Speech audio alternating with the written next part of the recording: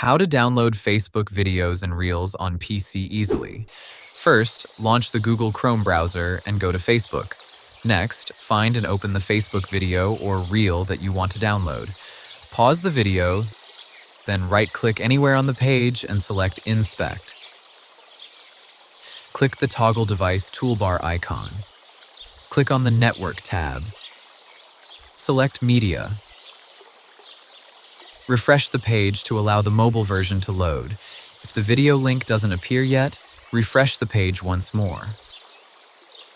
Once the link appears, pause the video. Then right-click on the link and select Open in New tab.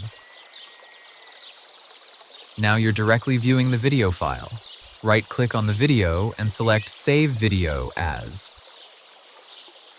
Rename it if you want, then click the Save button. The video will now start downloading automatically. After the download finishes, open the video directly from the Chrome Downloads bar. Now you can watch the video anytime, even offline. Thanks for watching.